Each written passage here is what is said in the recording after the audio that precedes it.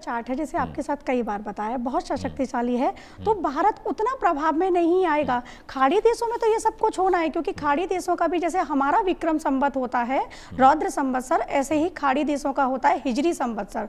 तो वो 1448 चल रहा है और उसके हिसाब से खाड़ी देशों पे अभी बहुत खतरा मंडराया हुआ है।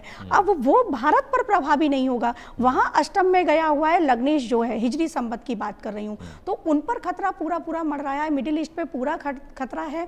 ईरान और अमेरिका का वापस से चीजें होंगी, लेकिन भारत प्रभावी नहीं होगा। यहाँ तक कि ताइवान और जो चाइना है उनमें भी चीजें हो सकती हैं सितंबर में जाके, जिस 17 सितंबर की मैं बात कर रही थी कि सूर्य जो राशि परिवर्तन करेंगे और उस समय जाके अग्नि तत्व प्रबल होगा, तो उस समय ही चाइना ताइवान में हो सकता है, लेकिन भारत सुरक्षित रहेगा। क्योंकि यहाँ पे एक चीज बताना चाहूंगी कि जैसे रौद्र संवत्सर है, दुर्मति आएगा नेक्स्ट ईयर, फिर आएगा दुदुम्बी, फिर आएगा क्रोधन, तो इस तरीके से 2034 तक का जो समय है 6 संवत्सर आएगा, उसके बाद फिर प्रभाव आएगा। तो ये संवत्सर सारे अच्छे नहीं है, लेकिन भारत के लिए, क्योंकि भारत सनातन पर चलता है, सनातन धर्म को मानता है, आस्था का केंद्र है, तो यहाँ पर वो चीजें प्रभावी नहीं होंगी।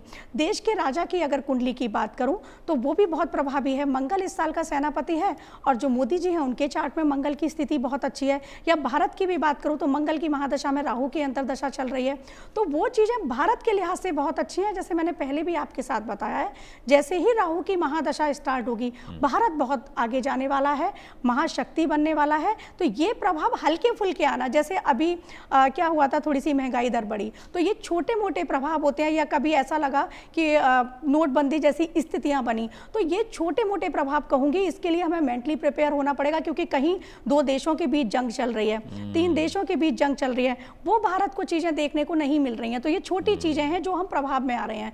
लेकिन हाँ, जैसे कि अदिति ने कहा कि बिल्कुल प्रकृति तो अपना बदला ले रही है, चीजें बदल रही हैं। यहाँ पर भारत जो है, भारत हर लिहाज से बचेगा, क्योंकि यहाँ पर हम वृक्ष में भी, भगवत गीता में वृक्ष को भी देवता बताया गया है, देव बताया गया है। ईश्वर ने कहा है कि मैं वृक्ष में भी निवास करता हूँ, जीव में भी निवास करता हूँ, जल में भी, वायु में भी, हर जगह ईश्वर निवास कर रहे हैं। तो हम उन चीजों को मानते हैं। तो भारत वो देश है, वो आर्यवर्त है कि वापस से भारत तो आर्यवर्त बनने वाला है। मुझे ऐसा लग रहा है, मैं लगातार 24 से कहती आ रही हूँ, क्योंकि ऐसी चीजें, भारत सनातन धर्म को मानता है, और जहाँ पर धर्म को माना जाता है, अपनाया जाता है, धारण किया जाता है, तो वो कई सारी विपदाओं से भी, आपदाओं से हम निपट जाते हैं। अब आपदाओं का आना तो रहता ही है, ये वो चातुर्मास वो समय भी है जब आपदाएं आएंगी। क्योंकि देखो बारिश वाला समय होता है, तो चाहे वो भूस्खलन हो या फिर मैं कहूँ कि बाढ़ आएंगी, तो वो आना ही है। अल्नीनो पे जैसे मेरी और आपकी बात हुई थी, वो चीज़ें सूखा, कहीं सूखा होगा, कहीं बाढ़ आएगी, तो ये चीज़ें होनी ही होनी है। लेकिन ये सब तो प्राकृतिक आपदाएं हैं, इनसे हम निपट जाएंगे। बात अगर युद्ध की करूं तो भारत अभी बचेगा। हाँ, भारत पाकिस्तान के रिलेशन तो अभी सुधरते हुए कुछ दिख नहीं रहे हैं। पाकिस्तान की तरफ से चीज़ें वापस से होती रहेंगी, घुसपैठ की बात हो या पाकिस्तानी आतंकवादी अभी पकड़े गए या उन्होंने स्वीकार किया, ये सारी चीज़ें तो उनको करनी ही पड़ेंगी, क्योंकि पाकिस्तान के चार्ट में अभी ग्रह दशा बिल्कुल ठीक नहीं है। उनका तो बलूचिस्तान ही उनसे अलग होगा। अफगानिस्तान में भी 17 सितंबर के बाद अफगानिस्तान में भी वो चीज़ें देखने को मिलेंगी कि पाकिस्तान और अफगानिस्तान ये दोनों ही आपस में भिड़ गए, ऐसी स्थितियां भी देखने को मिलेंगी। लेकिन हमारा भारत एक बहुत बड़ी अहम भूमिका निभाएगा, उसमें अभी समय है। लेकिन भारत पर इस तरह का खतरा कोई मंडराता हुआ मुझे अभी बिल्कुल नजर नहीं आ रहा है। अमित जी, अदिति, चतुर्मास है, ये 4 महीने बचे हुए हैं। इसे कई लोग महाविनाश का भी महीना कहते हैं। कुछ ज्योतिषी जिनसे मेरी बात हुई बोले में बहुत सारी चीज़ें दुनिया भर में हो रही हैं और वो बहुत ज़्यादा परिलक्षित, बहुत ज़्यादा विजिबल हो जाएंगी इस 4 महीने के दौरान। रशिया यूक्रेन की जंग चल रही है, अमेरिका ईरान फिर से जंग में मुफ्तला होने जा रहे हैं, शामिल होने जा रहे हैं। इजराइल भी प्लान कर रहा है ईरान पर रिटेलिएट करने के लिए, ईरान अपने पड़ोसी देशों को मार रहा है। तो क्या ये चतुर्मास सच में कुछ लोगों के लिए, कुछ देशों के लिए क्या ज़्यादा विनाशकारक होने जा रहा है? जी देखिए, आप इसके इफेक्ट्स ना आफ्टर सूर्य ग्रहण देखेंगे ज़्यादा, क्योंकि जब जब सूर्य ग्रहण आता है तो उसका जो असर है वो पूरी प्रकृति पे पड़ता है। तो कहीं ना कहीं आप देखेंगे कि कोई बड़े पॉलिटिकल लीडर की मृत्यु होने का योग बनता है इस समय पे, और स्पेसिफिकली 16 दिन के अंदर ही चंद्र ग्रहण भी आ रहा है। तो जब ऐसे 2 पर्टिकुलर मेजर जो ग्रहण होते हैं वो एक 20 दिन के टाइम स्पेन पे लगते हैं, तो कहीं ना कहीं उथल पुथल हमें हर जगह पॉलिटिक्स में भी दिखेगी। और जो आप वॉर की बात कर रहे हैं रशिया और यूक्रेन की, वो भी कहीं ना कहीं रहेगा। और अब ये वाले वॉर की जो ईरान और इजराइल की वॉर है, इट्स लाइक अब तो मुझे लगता नहीं कि हम इसके बारे में और फर्दर भी डिस्कस करें, क्योंकि ये रहना ही है 2027 तक, ये कम नहीं होने वाला। क्योंकि ईरान, अभी मैं आपको बता दूं, ईरान हमें इतनी छोटी सी कंट्री लगता है, लेकिन वो 10 साल तक सस्टेन कर सकता है वॉर में बहुत easily. They have prepared themselves in such a way कि वो 10 साल तक भी रह सकते हैं वॉर में।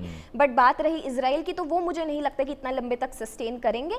But yes, having said that, ये चतुर्मास, देखिए कोई भी मास लगता है हमारे सनातन धर्म में, उसके पीछे एक साइंटिफिक लॉजिक है।